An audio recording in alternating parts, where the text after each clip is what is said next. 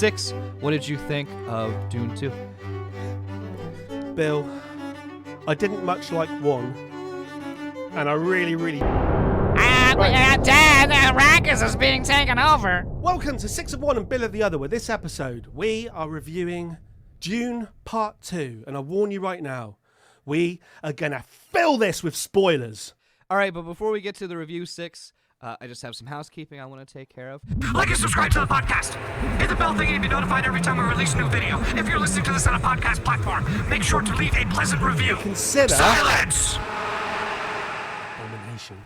I also want to mention that we have 2 running series on this podcast now. One is Before We Watch, where we'll simply watch a trailer for a movie that we really know nothing about, and we'll talk about what sort of movie we think it could be. We make predictions about it. We've only done one of those episodes so far on Killers of the Flower Moon. We also did a full spoiler review of that movie. We have plenty of other videos on our channel for you to check out, but those are our 2 running series.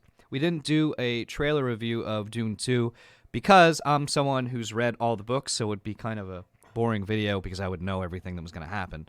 Now, what's interesting about this as far as our perspectives go is I've read everything up to Chapter House Dune by Frank Herbert. I've watched the David Lynch movie. I've watched the sci-fi series, although I don't have a great memory, although I think William Hurt was in it. And 6 over here has not watched any of the films. In fact, when I saw this was coming out in theater and me and my wife really wanted to go see it, he had noted he hadn't even watched the first Dune movie in this series, so he watched all of that in the last couple days. So I guess I'll start. Oh, and as 6 noted, this is going to be full of spoilers, so if you don't want to be spoiled, you should watch this anyway, because our views and engagement is much more important than your enjoyment of the film. But in all seriousness, 6, what did you think of Dune 2? What did you think of 1 and 2, I should say? Bill, I didn't much like 1, and I really didn't like Part 2. You're kidding me. Are you serious? No, and that's why I've been a bit nervous about doing this review, because we both went to the movie theatre at the same time on different sides of the Atlantic, and I came out, I'll tell you a little story in a minute, but I came out thinking, oh my God, that was a proper slog. And then my phone text messaged me, and I read it, and it was a message from you, right? And in fact, I've got it here now. And that first bit of the text message popped up in the top of my phone, where you wrote, "Movie was terrible, huh?" ? And my heart, and I thought, oh, brilliant. Thank God, this is going to be quite simple. And then when I opened the message, it said, "Just kidding." And I thought, no, please, no. And then I noticed that you posted a message saying on social media saying that Dune 2 is phenomenal. And well, I yeah, thought, because I made that joke God. because I thought it was so self-evident that this film was a masterpiece that I thought you could even make a joke. Like, how is no one going to like? I thought I absolutely loved the movie. It's funny, we reviewed Ahsoka and we had like pluses and minuses over what we thought of that. And I was like, compared to this, that is just a piece of shit. Yeah, I thought it was self-evident that this was great. I really think it's going to be interesting because I just assumed you would love this. It's not like completely perfect, but yes, I thought the directing was stunning. I thought the sound design was stunning. I thought for the most part the acting was all phenomenal across the board. I love the story. So I'll be curious to talk about it. I'm not going to like berate you about it. I'll say when I saw Dune 1, there's a scene where the Bene Gesserit, the famous where he puts his hand on the box scene, and when he first walks in the room, she goes, "Defiance in the eyes." And I just want to say for the folks at home, I got obsessed with that, so I just was saying that all the time. Defiance in the eyes. And it's not a good idea either for your spouse or your boss at work when they walk in. If they look angry and you jokingly say, "Defiance in the eyes," that doesn't go over well. So if you're ever going to try that. Right, so here's my question. Question, and it's quite... I'm ready. I think this is what it's all about, right? So I came out of the film thinking... I didn't like it. I didn't much like it. And you said it was phenomenal. So I thought, okay, what am I missing here? So then, I don't usually do this before a podcast, but I did then Google the film on my phone, and I glanced through the kind of Metacritic reviews, and I saw it's pretty much universally liked. to the point of 10 out of 10s across the board. But Well, I'll here's say my point. I haven't looked at any other reviews. Just Right, for good. just for the record, I've looked at. There was a Reddit thread for the movie review, and I read comments, but I didn't want to like look at reviews and sort of. No, taint. rightly so. Yeah. But I just felt so. So I saw that was the case, and then I started to think, oh, what's going on here? Then I saw the theme. Every single review that I glanced at, not thoroughly read, glanced at, every single review went along the lines of whether it was true to the book, whether it was faithful, the way it strayed from the book. I now understand that Dune, because it's written in 1965 or whatever, it's got a proper history where most people reviewing this film have such a level of prior knowledge that the film doesn't necessarily need to explain much to them because they already know the story so thoroughly. So to me, and I'll get to my main criticism of the whole thing. To me, this movie relies on so much, to me, external knowledge, which the film doesn't necessarily spell out to you, but the people that watch it seem to know anyway. To the fact that they can talk about which characters, similar to the critics of Game of Thrones, where they'll talk about what differs from the book and how it's either a terrible movie, a terrible TV series, or a great TV series, depending on how much it does or doesn't stray from the source material. Every single review giving it a 10 out of 10 will go on about how the reviewer is already a Dune fan. I saw it with my wife, who has watched the first Dune movie, has not read the books or seen any other series, and she absolutely loved it. The movie was so good that in the IMAX theater I saw it in, people applauded at the credits. I want to ask if you booed. I took someone with me to watch the film. Okay. And in all fairness, she hadn't watched the first film. And oh my whatever God! read the Well, books, that would be right? difficult. No, listen, hear me out. Well, she wasn't that All different, right? So hear me out. So I made the mistake of saying it'll be fine, right? I will sum up the first film because I just watched it. A few hours before. I said I'll sum the first film up to you, so you don't need to watch it, so we can just go into the second one. There's this planet, and there's this drug substance on this planet called spice, and it's really important. It's the most expensive material in the universe, and people are fighting over this planet, and it's a desert planet, and there's giant worms. You don't need to know anything more than that. So she went, yeah, fine, right, fine. So we went into the film. We sat there. We both went through it. Anyway. You didn't even mention that his family was killed in the first film? I mentioned none of that. All right. We get to the end of the film, right? Yeah. And you know when it fades, it goes to black. Boom. Like directed by Dennis, whatever, right? Boom. Right? She says, it's silence. It's packed, right? I've got to say as well, the cinema, the movie theater was absolutely packed. The most busy I've ever seen it. And I'm sitting there. Goes to black. Silence. So she turns to me and says really loudly, what the was that all about? That was the worst film I've ever seen in my life. And I say, and I go, shh, we're surrounded by Dune fans. But the problem is, I said that just as loudly as she said, what the So all the cinema heard, right? So everyone sat there. They paid their money. Yeah, they paid their money, right? They've watched this 2.5 hour epic. And then at the very end, when they're trying to collect their thoughts, they hear, what the was that all about? That was the worst film I've ever seen. Shh. We're surrounded by Dune fans. Did you get beat up in the theater? No, and it reminds me of another time when I once took my little nephew to the theatre, and it's a beautiful theatre performance, and it gets to the halftime bit, the interval, and the curtain comes down, everything goes quiet, and he stands up and he shouts across the whole theatre, "Now is when I always have ice cream!" And that's what it reminded me of. Dune, if I had to sum up Dune Part 2, now is when we always... In fact, I might title this podcast, Dune Part 2, now is when we always have ice cream. Is that what David Bautista shouted when he smashed that guy's head into the table? Now is the time I always have ice cream! Ice cream! say it as a Jesuit Bedouin or whatever. And I'll voice pitch shift you. Yeah. Now is when we always have ice cream. Now is when we always have ice cream.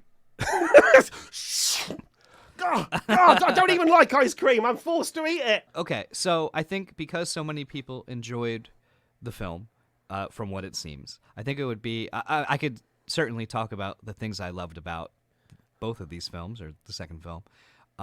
But because it's so sort of universally loved, it seems, I think it'd probably be more interesting. And I have a few critiques I could level at it. What didn't you like? And I guess we'll just stick with two. This particular director, and if I'm murdering his last name, Denis Villeneuve, he also did Blade Runner 2049, which I loved. And the biggest criticism about that was it's slow. He likes slow pacing. He likes its cinematography. It's a slow burn. It's immersion into the world. And so some people equate that to like nothing's happening and I'm bored. Is that a criticism you have of Dune 2? No. So I love 2001: A Space Odyssey, and I felt there were similarities here. There were moments where that sound effect of the obelisk, the monolith thing, that was going on in this film, and I think this film was heavily influenced by 2001. That's what I got from it. So being slow, being quote boring to certain people isn't necessarily an issue. It wasn't that nothing happened here. It was, to me, it was a spectacular mess of a film. I've got a few questions for you, right? Yeah, I'm ready. I've got a list of things. I've got a list of things that I liked, and we'll get to it. A list of things I liked, a list of things I didn't like. But I just want to get a few things out of the way. Do you, right? Because this is the thing: the prior knowledge. It's really difficult to overcome, because, right? Do you think they explained spice well enough? Do you genuinely think that they got across? Right, I'll say one more thing before you answer, because since I watched the film, I spent all day today prior to this podcast episode reading Wikipedia and delving through various wormholes like you do in Wikipedia, going through the back. I've read about all the characters, I've read about the drug, I've read about the world. And you know what? Having read all of that, some of the scenes of the film make more sense. And I kind of, in hindsight, I can imagine liking it more. But I don't think it explained some of these things at all. So I want to start with spice. Yeah. Just from watching what's presented on the screen, did it explain it well enough? So I can't really separate between prior knowledge and not, because obviously I had the prior knowledge going in. I think my wife said she had watched the first movie, and she watched like a YouTube video that did like, here's what you need to know about Dune in 5 minutes before she went into the second one. And spice is how they travel throughout space. So to get from planet to planet, right? And the Dune universe is an extension of our universe. So it's sort of the future, like like Paul's family can be traced back to the Greeks and everything. And so the idea is the speed of light stops us from being able to travel between stars. And so the spice is a way to create like wormholes, and I might be not exactly correct, but for the most part, they can't travel from planet to planet without spice. It's the only means of really getting around the universe, and they have these sort of mutated versions of humans that then use the spice to sort of navigate and not crash into a planet. And spice can also be used as a drug to help you like see the future and do other things, and that's why the Fremen have the blue eyes, because they ingest the spice. And so Dune, the sandworms create this spice, and so the planet Dune, or Arrakis, is basically all of the spice in the universe. So it's like the most precious currency, because they can't get from planet to planet without it. So whoever controls it. In the first one, I think it's a narration at the beginning of the first film. God, that's probably when I was taking a piss. Look, and I mean, can you blame the filmmaker? I can. I took a piss during this scene. Right, How am I supposed to know what's going on? You said something interesting there, which I didn't know, even after having read the Wikipedia. Right, I didn't realize the sandworms created spice. I didn't realize that. Which I don't think they mention it in the film, to be fair. And perhaps it's just okay, right. This next point, I just need you to see what you think about it, right? Because I love character-driven films. I know that's what was going on here. And the director has described, now, is it Paul and Chani? There's arguments over like how to pronounce it, but Chani is how they say it in the film. Right? Now, the director himself, regarding this film, has described that this film is, quote, this is the quote bit, an epic love story between Paul and Chani. Mm-hmm. I didn't get that. It did not feel like an epic love story between the two.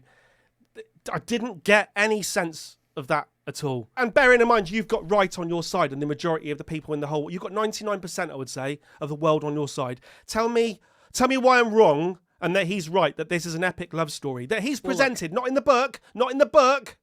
Yeah, okay, so as far as Chani and his relationship is concerned, I wouldn't see this movie as strictly a love story because there's just too much going on for it to be that simple. Like, this is not the Titanic on sand. And I think she played it beautifully as someone that's part of a rich and old culture that are fighting for their lives, and they play against the sort of white savior, which might not be as apparent if you don't know what happens next, sort of. And I don't want to spoil the next film, so it gets a little tricky. But so the fact that he's sort of coming in where he doesn't belong, and she's the bridge between two worlds for him, and yet she's also kind of his strongest critic, which they did a little bit more in the film than they did in the book, as far as the argument between her viewing him as not, they don't want the prophecy, with Stilgar being the comically pro Paul Muad'Dib being the chosen one, and her being the voice against her. I thought they did that really well. And so, yes, they have a profound love, and in the end, he did sort of the arranged marriage, even though he loved her, and their connection. And I thought all of that was great. I did not, obviously it's a sci-fi movie, but I did not see it as a genre picture in the sense of it's like just about them falling in love or just about the plot. One of the nice things is the intricacies and some of the philosophical angles of, in most movies where you're the chosen one, it's just like, yeah, he's the chosen one, let's get him. I love that in this film, it's like, no, we created that prophecy, so he's full of shit. He also has this capability, but at the same time, he is full of shit. He knows he's full of shit and doesn't want to do it. And yet the situation sort of seems to force him to go in that direction. You know, I thought their relationship was great, and I believed it, the way she was drawn to him and at the same time pissed off about what he represented and how they grew close. And their fights, even when they diverged from the book, made complete sense to me. And I some of it played comically, some of it played seriously. Just in the movie, I completely believed that she was a part of that culture. I believed her skepticism. I liked the little sort of gossip, her and her friend. And I was upset when her friend got caught. I was like, why did they leave her behind, towards the end? So I thought her acting was fantastic. I completely believed it. I believed their relationship. I thought their chemistry was really good. I thought they found a nice balance of, I believe their relationship growing and how it related to the overall themes of what the story was. The director should get you as his spokesman, because he's saying stuff like epic love story. He should get you as his spokesman. He's also a genius, in my opinion, so he's got that going for him. I don't know, but he's just made his worst film, so... All right. So, can I talk about? Give me some more criticisms and questions. Come on. Criticism. Okay, let's go because I have got good stuff. Let's go for the criticisms. We'll carry on the criticisms, right? So, in my bad list, I've already mentioned this, but I've said it relies too much on external knowledge to the film. I used to find this in the Star Wars universe as well. You'd criticize something from Star Wars, and then someone would pipe up with, "Well, if you read so and so novel," and it's like, no, you don't understand. You can only present me with canon, what's on the screen. You can't keep harking back. And if you keep harking back to the book... Anyway, so that was my main criticism. We kind of covered that. Well, before you go into that, my counter-argument for this particular film is it's not a Netflix series. It's and I think this was a 3-hour film, but they're shorter films that are covering a lot of information, and I think the choice you can make is to try to cram all that information into 3 hours to make more sense, or to take a more artistic approach where you're inferring things. So if you're watching it, you can infer from it. So you might not know exactly what spice is, even though they did explain it in the first one, but you can infer that it is the most important thing in the universe to these people. And so by choosing to infer, you can more artistically represent. And that's like the sound design for this film, the cinematography of this film. I'll say every time I've previously watched series covering that sandworm ride, I was always like, I don't care. I know he's gonna do it. It's boring. I don't feel like watching it. This one, it worked. It was fast paced, and the way the theater's shaking as this huge worm, and it was visceral and it was exciting. And that's a hard thing. Like I said, I've been bored with that scene for 2 other series watching it, and I thought he pulled it off, beautifully. The visions. Yeah. I found them confusing. Okay. Now, that's fine. That's not necessarily a criticism in itself. You're allowed to confuse the audience. But having read... Do you want me to explain them? Having read the story, it seems like the story is actually quite simple regarding the visions. Okay. I just wish they'd come across better in the film. Or more, not better. Well, coherent. give me your impression then of the simpleness of the visions. Like, what are the visions? Well, Like I'm in your- assuming that he... Well, see, something you said earlier interests me. You said that he's full of shit. But I didn't get that. I got him as a kind of messiah figure who's got visions of the future that is definitely going to happen. And that's true. So he can see the future. He can, yes. Therefore, because it is the future, he does not have an option to deviate. It's going to happen. Not necessarily. So which part is the full of shit part? Okay, the full of shit part is the idea that they all on the planet see him as Muad'Dib and as this great savior who's going to come. All of that religious legwork groundwork was laid by the Bene Gesserit. So they basically laid it so if one of their own were to be on that planet, it would be a means of control. So they sort of ahead of time went and they sowed this whole vision of what the prophecy would be, of how it would occur, how you'd be able to tell that's him. They made it, and then Paul knew it because his mother is Bene Gesserit, and so he knew that the reason they were all starting to worship him was because. Now, he also happened to be able to do all those things, but with the vision of the future, and again, I think some people have also read the books because it's been a while, my interpretation or what I remember from that worm poison that they drink, and they become Reverend Mothers. And so what a Reverend Mother is, a part of what happens when you're a Bene Gesserit Reverend Mother is they inherit all of the memories of every Reverend Mother who came before them going back, millennia.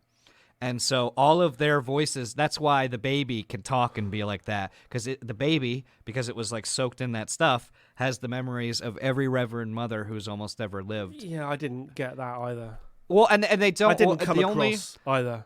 The only allusion they do in the film is when the old Reverend Mother that gives them the right says, "What have we done? She's pregnant." And then it sort of shows the fetus being soaked in that blue liquid, and then it starts talking to her. I thought that was, to be fair, I thought that was toilet duck. No, Yes. the blue liquid isn't toilet duck. Is Luke going to milk it? No, Luke's not going to milk it. It's Mad Dog 2020. Mad Dog 2020. And what the baby's good at playing chess. And so anyway, the view of the future. So when he drinks, so he's having fragmented views from the spice. So he's having the spice, and he's having fragmented views of the future, and then when he drinks the liquid, he becomes the first ever male. It's the Hitzak something. I'm pronouncing it wrong. But the idea is all of the Reverend Mothers from the Bene Gesserit who have that power are female. And there's a part, now they do not go into this in the film, that they can't see. So if a male's never been able to do it, but if he can see parts of the future that they don't have access to. But the view of the future is, and they do mention this in the film, it's branching. So it's like he sees 100 things that could happen if he does A, B, C, and D. And he can also do that mind exercise. Well, if I do this. And that's why he talks about in the film the things he has to do. He has to get an alliance with the Emperor's wife, but he also knows that if he follows the path he has to follow for them all to survive, it's going to cause a universe-wide holy war that's going to kill billions of people. And so that's why he doesn't want to go sort of take part in what he has to do, because he knows the only path of survival is also the path of genocide for billions of people. And it's a commentary on religious fanaticism. And so that's why him and Chani are so sort of, and why he's so conflicted about going down south, because he knows if he goes down south and he embraces who they think he is, it means billions of people are going to die. quite, no, yeah, yeah. Say, you know the Bene Gesserit. It's quite good, isn't it? It's quite good. It was good. You Okay. should say that at the beginning. You should be on the film rather than Florence Pugh or whatever. You know the Bene Gesserit. They're nothing to do with Benny Hill, are they? No, but that's why when we did the Ahsoka review, I call the Witches of Dathomir, the GoBot Bene Gesserit doing Goosebumps magic. Because you know how when you watch the Bene Gesserit, it just really infers that they're constantly moving and they're scary and they're moving in the background and they're mysterious. And then you watch Ahsoka and they're doing like bad green CGI and it feels like they're just automatons. Like when they're not off screen, they just shut down and wait for the next scene. I liked Ahsoka. Hey, stop it. I'm sorry. That's my quote, though. The Witches of that's very Dathomir good, are that's very good. the GoBot Bene Gesserit with Goosebumps magic. So we'll have to have that. Dune Part 2. Now is when we always have ice cream / what you just said, and I'll put it in as a title. Right here. Okay. Here's Okay. one that here's a criticism that because this is very good. You're making me like the film more by addressing what I'm saying. I just wish that the director and the writer had put some of this in. Amateurs. Right. Listen to this one. Right. This is quite a big one, I think. Christopher Walken. Right.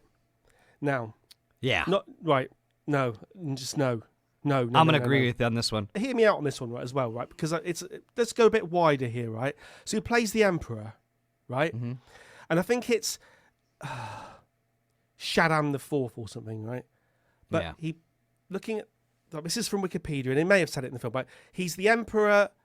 He's the Emperor of the known universe. Yeah. So the known universe. So this is quite large scale. Yeah. And he's the Emperor of the known universe. I don't think his performance, I don't think the character, his performance, whatever, didn't convey the scale. There was no sense of scale. He turns up in a dressing gown or whatever with his daughter next to him, and I did not get a sense that this was like the Ming the Merciless character. It didn't work for me. Christopher Walken didn't work for me in this. He didn't have the gravitas that, and I'm not saying he never has in another film, but I'm saying in this film, it just seemed like they wheeled in old man Christopher Walken. He's like, I think, I can't do a Christopher Walken version, but and I think that came across to me too, where I just didn't buy it. He was one of the two that bothered me, and what you said also makes sense, and that and it's difficult in a budget for that sort of film to because I think there are times where $190 million. Well, but he did amazing with scale, but you see it in the film. Sometimes a film costs $190 million, and you go, where is it? This film, I see and hear everywhere that money went. And I think... Where's this? I think it's fair... scale, though? I think about the scene where Paul is walking in amongst the Fremen, and he's just in a sea of people. And so, scale throughout the film of what we saw was amazingly done. I think it's a valid criticism to say you didn't get the sense of the other houses. I think it was smart. I think it was smart that when they showed the other houses sort of showing up their warships, they didn't do a close-up of this is exactly what they look like. This is how many they are. This is the commander. This is them talking. I understand the choice the director made that, again, you're inferring the other houses are here, and you can tell by everyone's reaction, oh shit, this is huge.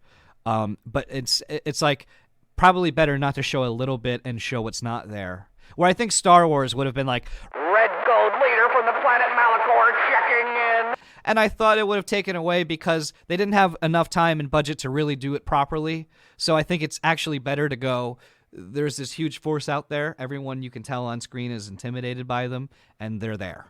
And we know they're there, is the choice they made. And so I think what you're saying is valid, that we don't get the sense of that scale. But I think whenever you're making a film and like this, you have a budget and you have limited choices to make. And so his choice was, I am going to show you the shit out of what's happening on this planet, and we're just going to go really headlong into that, and at the expense of, and I know there were those beautiful black and white shots, which I'm doing an homage to. I didn't shave my eyebrows. I wasn't going to go that much for the gag, but or paint my teeth black. But I thought that lack world of was amazing commitment. with the inky fireworks and everything. So they showed that, and then they showed a few scenes that were clearly on a set somewhere of Florence Puig, is it, and Christopher Walken hanging out in I like hope it's Garden Florence World. Pugh, because that's how I It's always Puig. spat. No, you're right. Puig. I don't know.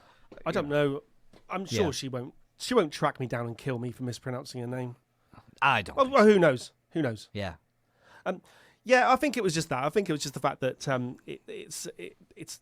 I had the feeling that in the known universe, this planet is the most important because it's the only planet that has the spice, and there's factions all fighting over it. And this guy who comes along, the Emperor, is supposed to be the kind of one who's in charge and the one who orchestrated the events in this film. And he just seems like weak ass, just weak. Well, yes, and I think what's I do difficult. not get it. I do not get it.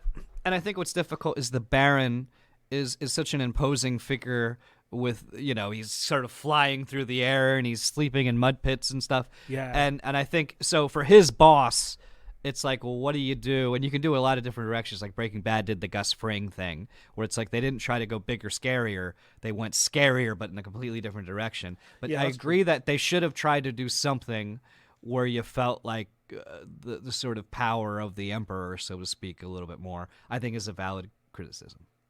So yeah, I'll add my really only two more criticisms to the film that I had. One was David Bautista, and what I was wondering when his scenes was I supposed to be intimidated by how scary he was when he did that, or was it played for laughs? Because he kind of like.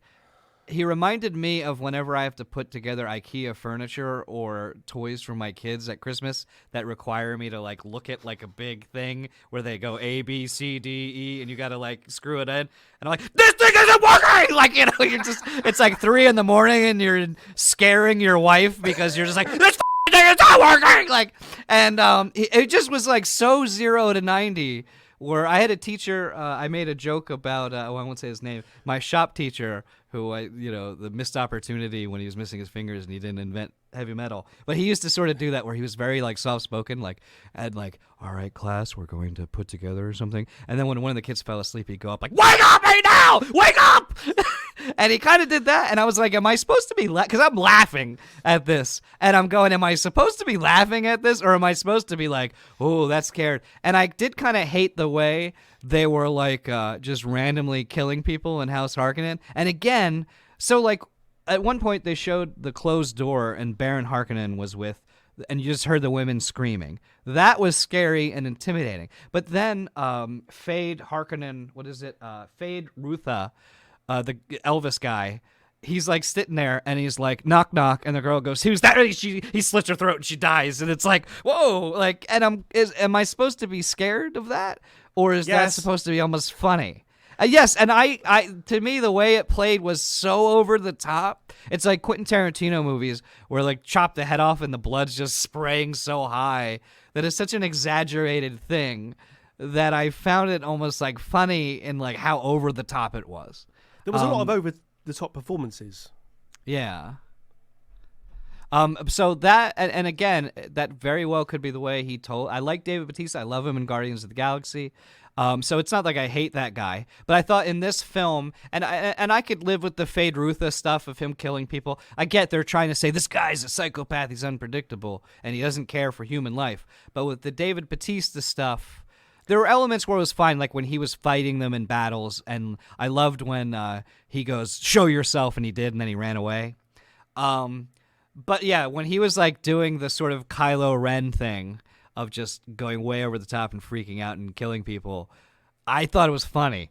And I don't think that's what I was supposed to think. Maybe I was, though. Maybe it's like, let's do some comic relief here. This is a very serious movie. Look, right. So I'll go straight into one of my good points then, following on from that. Batista, yeah? It's one of my favourites. It's just interesting, isn't it? Different takes on things. I love that guy. I thought he was brilliant in this film. I've actually, considering he's a wrestler, and I think I've met him. I went to. I would put a picture on the screen, but it would get me. I went to a WWE thing, and I even bought a wrestling belt, one of those great big gold wrestling belts to wear, and I wore it just in my underpants. I looked a little bit like Sting in the original I always Dune. I always do this, but there was a great Norm joke where he said, "My dad used to beat me with a belt when I was younger, and the worst times were when he was the WWE champion of the world." Oh, that's such a... Those jokes are so short. It's like, they're so sharp. That's razor sharp. Oh, that's good.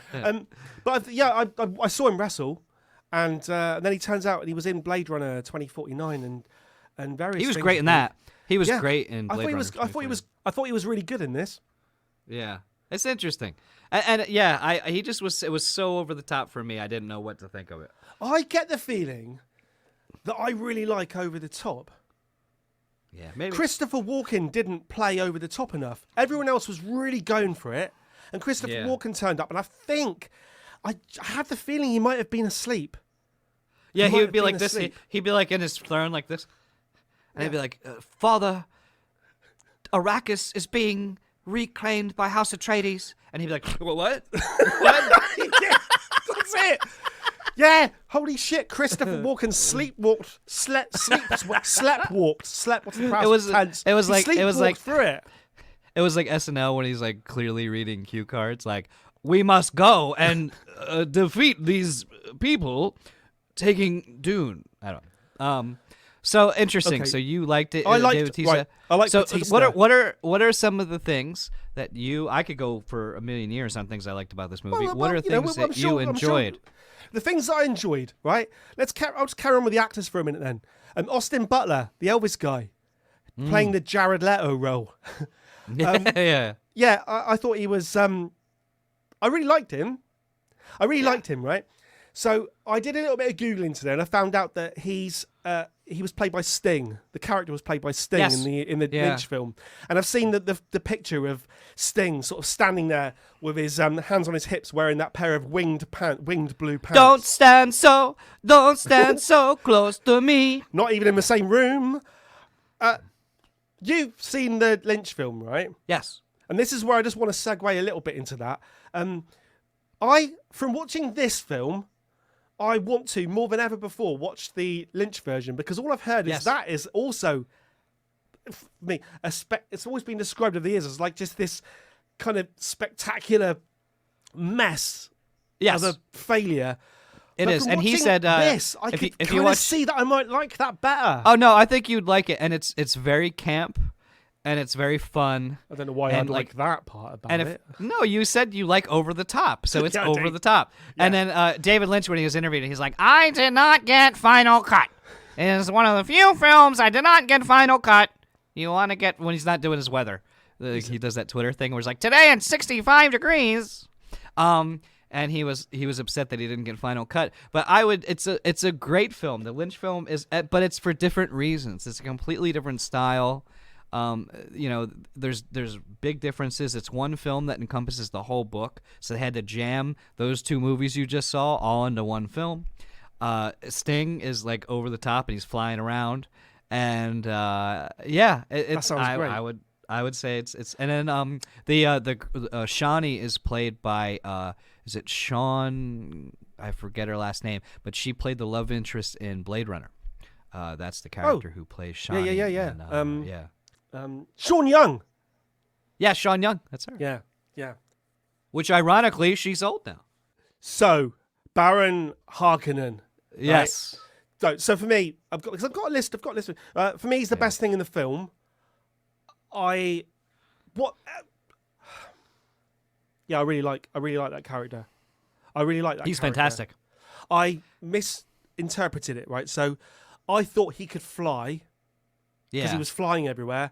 Only after reading the wiki do I understand that he's so fat that he needs like anti-gravity mechanisms to maneuver. Don't judge. Don't judge. I might need that soon. If I don't. Oh, if only I could save myself a lot of pain of dieting if I could just have anti-gravity mechanisms. It's my wife's birthday, so we're gonna get Cinnabons.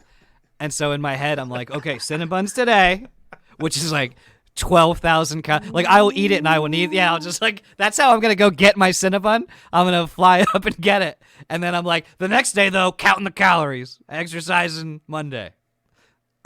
So by the time folks you see this podcast on Thursday or whatever, I'll be in it to win it doing my Taibo workouts and counting the calories.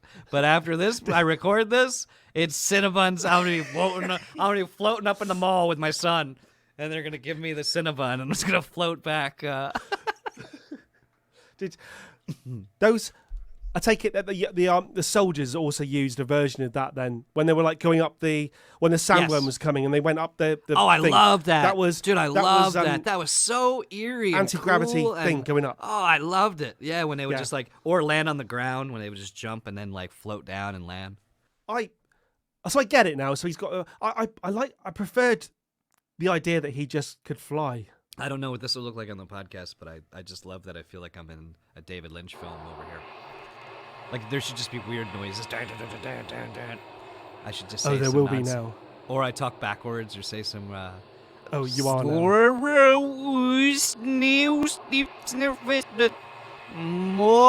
now. Got some. I gotta get a bowl of Garmonbozia, which only 2 people in the audience will understand what I'm talking about. Ambrosia. That's the nicest No. rice pudding over here. Garmonbozia. It's pain and sorrow, but it's cream corn. Florence Pugh. Yeah, She was only in it for a few seconds. didn't have much to do. Very, very strange. Do you know what? She the will Florence play a Pugh, bigger Christopher part. Walken bit was very strange. She will play a bigger part in the 3rd film Well, I thought she was great. I think it's just because I think she's pretty. great. because she's pretty. Do you know what? She's. Yeah. Okay. Yeah. Right. I mean, Right, if, next. if Roseanne played the princess, would you be glowingly about her performance? I could see Roseanne as the princess.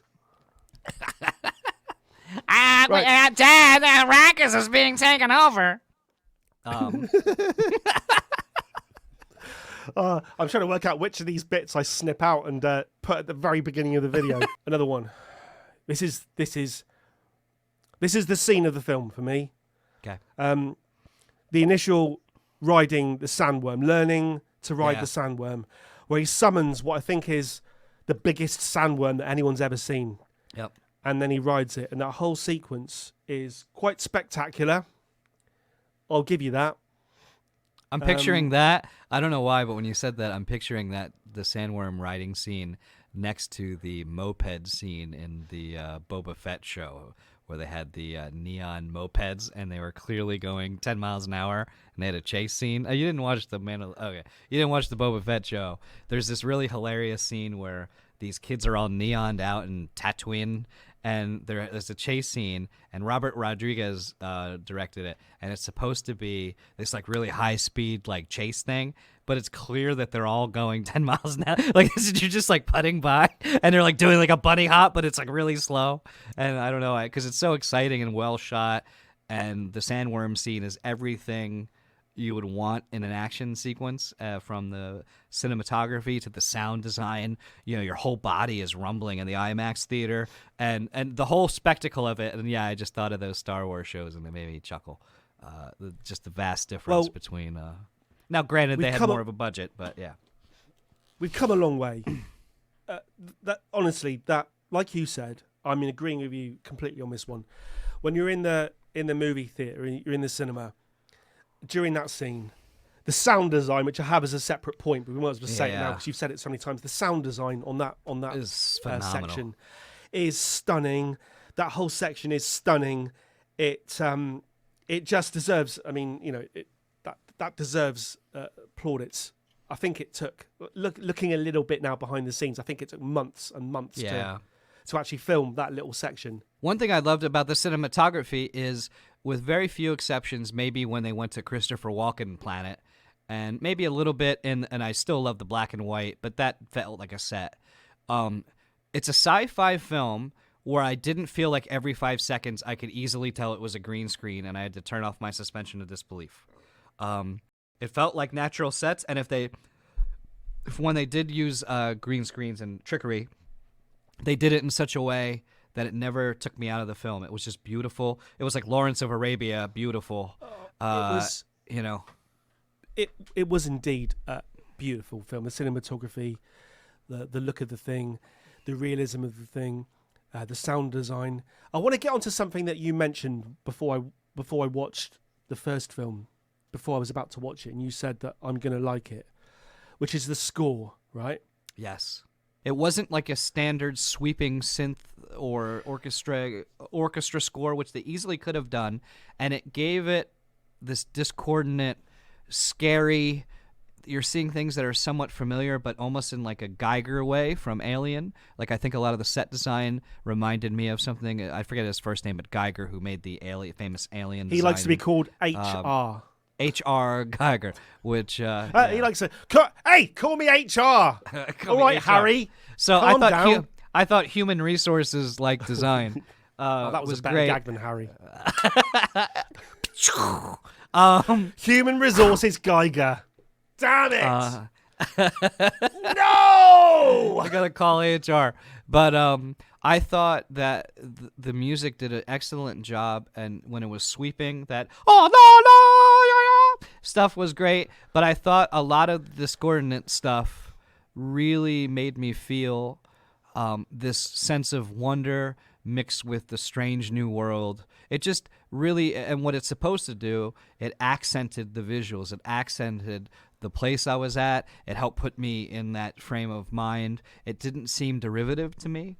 And I heard Hans Zimmer, I believe Hans Zimmer did it, was such a fan that he didn't do Tenet from Christopher Walken because he so wanted to score the first Dune that he was like, no, I have to do this. And that he was sending so many tapes Bill at that the point director... meant Nolan and not Walken.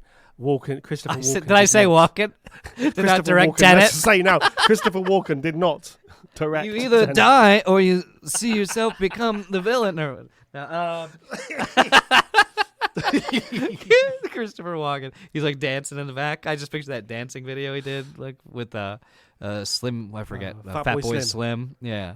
The problem here is right that I see this film as a mixture of Lawrence of Arabia, Tremors, and Life of Brian. Tremors.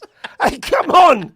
It is. No, there is. It so is. There is some great Life of Brian moments with. There's a moment in this film. I can't remember. With There's a Stilgar. specific moment where it's almost like they are Doing a gag. parodying or Yeah, where he's like, where he was being humble, and they were like, he's being humble and not saying he's Muad'Dib. He must be the Muad'Dib. he's just a naughty boy. Yeah, it was good. He's not the Messiah. He's just a naughty boy. Like and subscribe to the bell. Hit the bell. Hit the bell. Please like and subscribe. Which is more intimidating, my Benny Gesserit, the voice, or my Cockney old British woman? Like and subscribe. You gotta watch the show. It's great. It's a great show. So yeah, cinematography. I mean, you have to admit the cinematography was beautiful, right? It was no David Lean, but yeah, it was all right. I don't. Who's David Lean? Oh shit! Didn't he direct Lawrence of Arabia? Oh, Not Lawrence of now I'm Arabia. No, Lawrence of the Labia. That's another kind of film. Lawrence and my labia.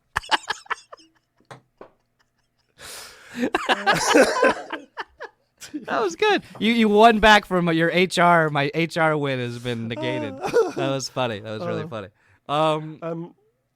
I think it is. I think it's an absolutely beautiful film.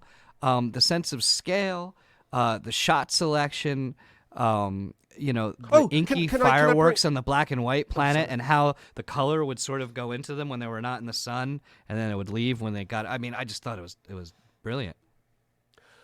can I just bring up probably my final kind of? It's not necessarily a criticism, it's more of a genuine question, right? The sandworms, these giant skyscraper-long sandworms. Yep. That you put the thumper device down. Yep. And it thumps, and then it attracts them, and Yep. you kind of sort of see them coming. Yep. And do they spend the majority of their time under the sand? That's why they're called sandworms. Yes, they do. You know when they ride them, Yeah. not sexually, Yeah. right? How come they're always on the surface at that point? Wouldn't they because- dive down and kill everybody? Because when they get the hooks, you'll notice they sort of go into those flaps. They're actually using Not that sexually. to steer. Not sexually. They're using that to steer and control them. when they're pulling on those okay. things. Okay, I didn't get that, but Yeah. that's fine. Explained. Perhaps it should have had a subtitle bar across the bottom, just for the Mercurial number 6's, for the Mercurial number 6, and then just an explanation constantly. How they get off of him is they wait till they're tired, and that's how they get off of him without dying. How do they get off them? They just jump. That's how. Yeah. Have you Now, how tried to- jumping now off how- something that's going 100 miles an hour? Yeah, they wait till they get tired. Now, how to get off with them is a question I can't answer in this family-friendly podcast. This ain't Lawrence and your labia. However, it is. You got it. It is addressed in Lawrence of Arabia. Yeah. Yeah, if you want to watch that film, our review of that film will have the answer to how to get off with a sandworm, not get it off of a sandworm. In my conclusion, it would have been interesting if I was watching. It just seems everyone talking about this film, everyone reviewing this film, all of the people, everything I've read or seen is someone describing this film in relation to the books. I mean, to be fair, And I just want to. to be fair, Six, it's considered one of the pinnacles of science fiction. It's like saying, why do they keep talking about this, whatever this Bible is? I don't get it. Like, it's like they expect that most people have had some experience with the source material. You should never expect that. You should never Well, expect that. well, I spent my life not reading any Frank Herbert, and I've been all right. I've got by until this moment. This is the only moment where not reading Frank Herbert has let me down and made me look a fool. I feel like it's an enriching book. It's worth the read if you do like sci-fi. I'm not. I don't think it's going to happen, mate. I'm not reading it. We could do a review of the book like we did with Sherlock. I'll say sorry, but was I supposed to have seen the film first? Because I don't get this book.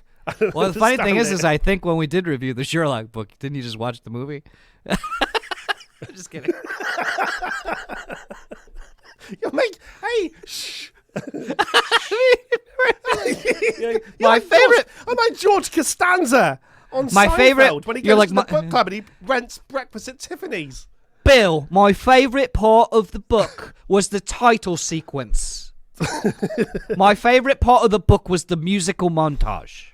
Oh, dear me. I don't know. In all seriousness, everyone can have, and that makes sense that if someone didn't care for it, maybe they had no experience with it. I will say my wife just watched the movies and watched a 10-minute YouTube thing, and she did love. So if you have not read the source material and you're going in, and I would recommend watching Dune 1.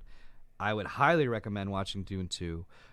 For just to re-go over it, cinematography, beautiful. Loved the music. Loved the acting. I like the storytelling because less is more. Now, granted, this is a different. You would have a different view if you weren't aware of the source material.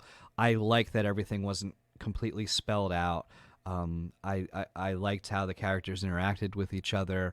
It felt new and exciting. I felt like watching it that it's like this is what I've been missing the last decade watching sci-fi and like watching Marvel movies and watching the new Star Wars films, and always for me leaving disappointed and feeling like I hate to be such a critic, but it's like, why can't they just do this and this and this? I feel like this is the closest film of this type to come to what I would want a film to be, as far as just the beautiful spectacle of it, getting lost in the world, the designs, everything being well thought out, every little detail in like how characters are designed, and how their acting makes sense in terms of who they are as people. They're not just walking plot devices, with very few exceptions. So I can't say enough good things about this film. I will definitely buy it when it comes out. I'll watch this a lot, and I'm looking forward to the third film. And I love this. And I'll say this director too. Watch anything this guy's. I haven't watched all of his films, but I watched most of them, and they're all phenomenal. I agree. Watch his other films; they're all much better than this one. I don't think having the excuse that people should really read the book first is good enough. The film should stand on its own. I don't recommend watching this film. Well, no, and I will say I recommend watching Lawrence of Arabia and 2001: A Space Odyssey as a double bill, and not watching Dune 1 and 2. I'd say I'm a single bill, but I'm a married man. You get it. I will point out that this is not a bit. like when we review these films, we never get together and go, "Oh, you're gonna like it. I'm not." This is actually, I thought he loved this movie until we sat down here and he hit record. So if you do watch our channel, these are our and like in our comment section, you can disagree and maybe you think I'm full of shit. You can disagree. We're all about talking, but we're not about, attacking. So if you think, please don't call my friend a moron or something here if you disagree with his view. I don't mind. I'll tell you what I'll tell you what I've noticed from having a little look around the internet. I mean, like there are a lot of like the Dune fans are very much like the Song of Ice and Fire or whatever it is fans, like the just sci-fi fans in general. If you're a fan of the Dune books, you're gonna. I think I can see why you'd love these films because it's putting it on the screen, and like you said, it's a visual spectacle. Well, and it's an there's interesting some amazing argument. Stuff going on, and most of the performances are absolutely fantastic. Well, you can see why it should be a great film. And sorry to interrupt you. I think also one thing I'll say about silence. Abomination. One thing is we live in a world, and it makes sense that if you're going to put $200 million into any film, you're going to want it to be as universally enjoyed as you possibly can. And sometimes that means watering it down to get to the lowest common denominator because you want everyone to be a part of this and to understand and to like it. And I like niche things. I think something that's cool about the internet is you can find little corners of the internet that are just focused on this weird thing that maybe you like that maybe the majority of other people wouldn't get into and wouldn't like. And this felt to me like a guy who had a very niche love of this very famous but a sci-fi film that maybe not everyone, as Six said, has read. But he loved it so much, he's like, I'm going to make the film I wish they always made, and it's going to be kind of niche, and it's going to be kind of just weird to some people, but this is what I want to make. And it felt like those films don't normally get a $300 million budget. And because he's so good at what he did, they allowed him to do this. And that's why I appreciate this. And I'm going to try to savor it because we're going to see a lot of movies that are sort of studio run and watered down. And love or hate, and you're allowed to love or hate this. You're allowed not to like it. I like that it's that challenging. I like that he's like, nope, I'm going to be really weird, and I'm going to do this and that and this because I love this. And I'm going to put all of my energy into this rather than saying, well, maybe we should water this down a little bit. Maybe we should make this a little more understandable. He went for it, and part of going for it means it doesn't work for some people. But I like that about this. I like that it got made. Yeah. I agree with most of what you said there.